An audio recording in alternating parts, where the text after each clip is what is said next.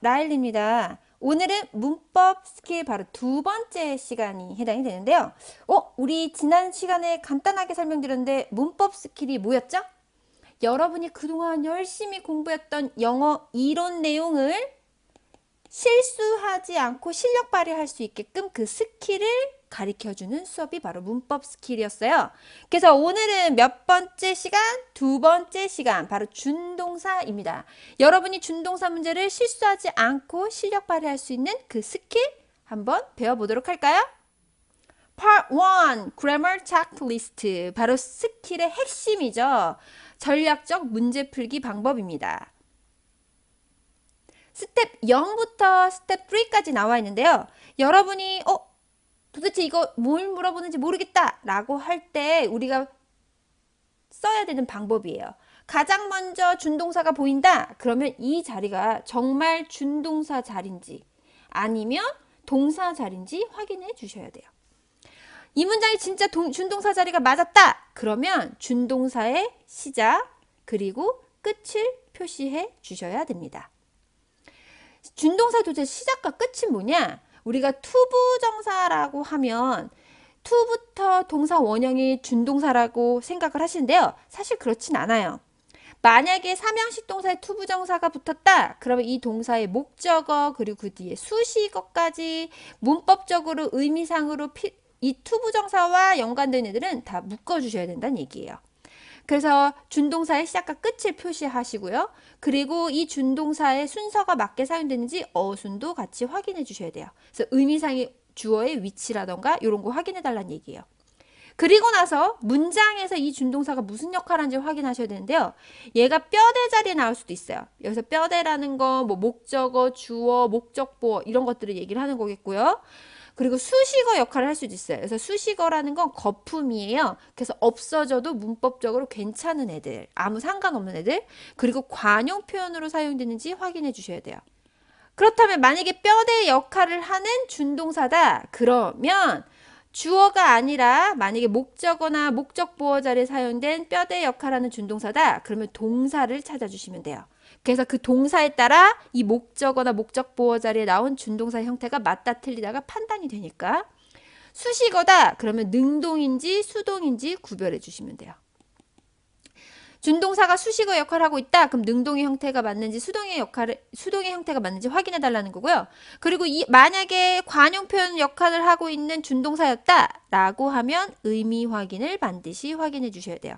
왜냐면 기본적으로 관용 표현은 그 의미에 따른 표현이기 때문에 그 의미에 따라 맞게 사용되는지 확인해 주시면 됩니다. 그렇다면 우리는 이제 뭐예요? 공무원 시험에 나온 문제 유형별로 이 체크리스트를 어떻게 활용할지를 배워야 되겠죠? 우리 다음으로 넘어가 볼까요? Part 2 문제 유형별 연습 바로 생문장. 우리가 생문장이라고 하면 통문장이라고도 해요. 어떻게 생겼냐면 보기가 4개가 나와요. 근데 이 보기가 각각 문장이에요. 그리고 이 문장은 의미상으로 아무런 상관이 없고요. 그리고 심지어 이 보기 4개가 하나의 포인트를 물어보는 경우도 있지만 그건 옛날에 그랬고 최근에 보면 1번은 뭐 수일치를 물어봤다고 하면 2번 보기는 WH를 물어본다거나 3번째는 도치를 물어보거나 4번째는 비교구문을 물어보거나 각각 다른 것들을 물어보는 경우가 더 많습니다. 그렇기 때문에 사실 문제를 푸는 우리 입장에서는 너무 이게 어려운 거죠. 왜냐면 시간도 오래 걸리고 뭘 물어보는지도 모르니까. 게다가 이게 보기 4개가 하나의 문제이기 때문에 이걸 몇 분? 1분 동안 문제 풀어야 된다는 건 사실 거의 불가능하다고 볼 수가 있겠죠. 그래서 얘네들을 어떻게 하면 우리가 실수하지 않고 우리가 이미 알고 있었던 영어 내용들을 잘 적용해서 풀지를 고민을 해야 되는데요. 여기서 제가 말하는 이 방법은요. 보기 4개를 봤는데 이 보기 4개 중에서 틀린 부분이 보여요. 보기 1번, 보기 2번 틀린 부분이 보였어요. 그럴 경우는 그냥 얘네들은 그냥 넘어가시면 되고요. 3번과 4번은 내가 봤는데 한 번 봤는데 도대체 어디를 물어보는지 뭘 물어보는지 그리고 어느 부분이 틀렸는지 보이지 않는다. 그럴 때 바로 이 스텝 1, 2, 3을 여러분이 이용하시면 됩니다. 가장 먼저 여러분이 하셔야 될 게 바로 문장 구조합니다. 슝슝슝슝 그리고 출제 포인트, 기출 포인트를 찾는 거죠. 우리 지난 시간에 배웠던 동사 그리고 오늘의 준동사를 찾는 거죠.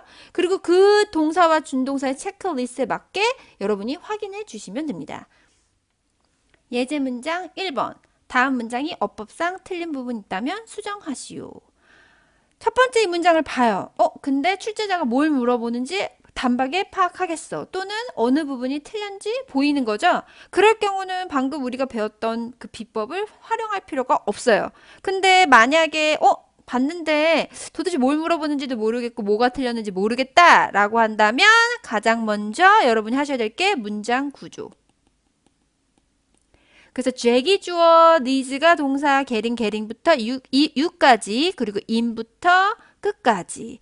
여기서 getting부터 with you는 바로 need가 삼형식 동사로 필요하다라는 의미로 그 뒤에 목적어, in that은 뭐뭐라는 점에서 뭐뭐이기 때문에 라는 의미를 가지고 있는 부사절을 이끄는 접속사, 그래서 need를 수식해주고 있죠. 그가 몇 번 전화했다라는 점에서 잭은 진짜 너랑 연락이 필요한가 봐 라고 얘기를 하는 거죠. 그리고 나서 여러분이 하셔야 될 게 두 번째 포인트 찾아야 되겠죠? 오늘 우리 포인트는 준동사. 여기서 준동사 찾아볼까요? 바로 getting에 해당이 되겠죠? 그러면 이 포인트에 맞게 해서 우리 뭐 해야 된다 그랬어요? 체크리스트 확인해야 된다고 말씀드렸어요. 체크리스트 확인. 영순이 뭐라고 했죠? 정말 준동사 자리인지 다시 한번 확인한다. 그쵸? 문장에 동사가 있으니까 해서 getting은 준동사 맞고요. 첫 번째 역할 확인된다. 이미 문장 구조하면서 얘 뼈대 목적어 역할 한다는 거 일단 첫 번째 시작과 끝 표시했고요. 그리고 나서 두 번째 얘가 무슨 역할? 뼈대 역할 한다는 것까지 확인했어요. 그럼 세 번째 뼈대 역할을 한다면 우리 뭐 찾으라 그랬죠? 동사 찾으라고 했던 말 기억하시죠? need라는 동사에다가 하이라이트. need라는 동사는 삼형식 동사를 쓸 때 목적어자를 못 쓴다. 투부정사를 사용을 합니다. 물론 동명사를 쓸 수도 있어요. 근데 사실은 흔하진 않지만 수동의 의미를 가지고 있을 경우 동명사를 사용할 수 있습니다. 그렇다면 여기서 얘가 수동의 의미를 가지고 있는지 확인해야 돼요. 한마디로 be getting의 의미로 사용이 됐는지 getting이 아니죠. be gotten. be got.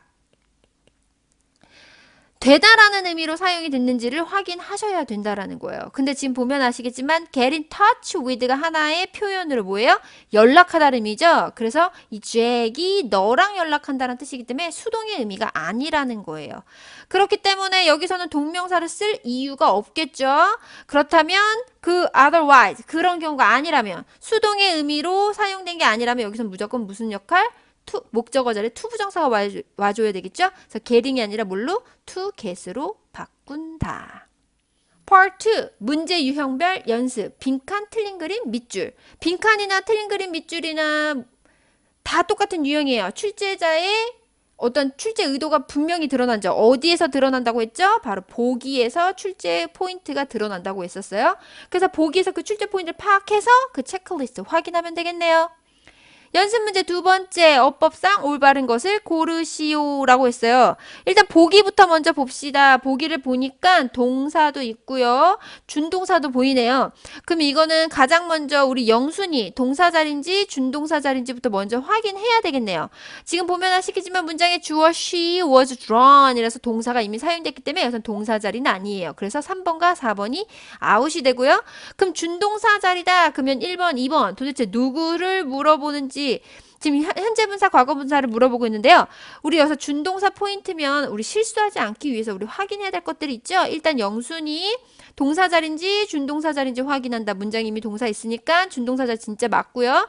그리고 첫 번째 시작과 끝 맞게 사용된지 확인하고요. 두 번째 역할 블라블라블라 컴마 주어 동사 바로 수식어의 역할을 하고 있어요. 세 번째 수식어 역할할 때 시험에서 뭐 물어본다 그랬죠? 능동인지 수동인지 물어본다고 했죠? 역시나 시험에서 수동 능동의 형태를 물어보고 있네요. 그럼 능동과 수동의 형태에 맞게 사용된지 확인하기 위해서 우리가 확인해야 될 건 동사와 동일합니다. 첫 번째 준동사 뒤에 목적어 있는지 없는지 확인하고요. 그리고 두 번째 얘 의미상의 주어를 찾아서 진짜 주어가 사용됐는지 아니면 의미상의 주어 자리에 목적어 있는지 확인해야 되겠죠? 세 번째 by 다음에 원래 주어가 있으면 아주 강력한 힌트가 되겠네요. 근데 이 문장에선 by 뒤에 원래 주어가 사용되어 있지 않아 힌트는 없고요. 그럼 첫 번째, 두 번째 힌트 가지고 능동, 수동을 구별해야 되는데요. 문장에서 밑줄 뒤에 뭐예요? or from 나온 거 보이죠? 목적어 사용이 됐네요. 그리고 두 번째 힌트 가보도록 할게요. 얘 의미상의 주어를 찾아야 되겠죠? 여기서 부사의 역할을 하는 분사의 의미상의 주어는 문장의 주어가 되겠죠?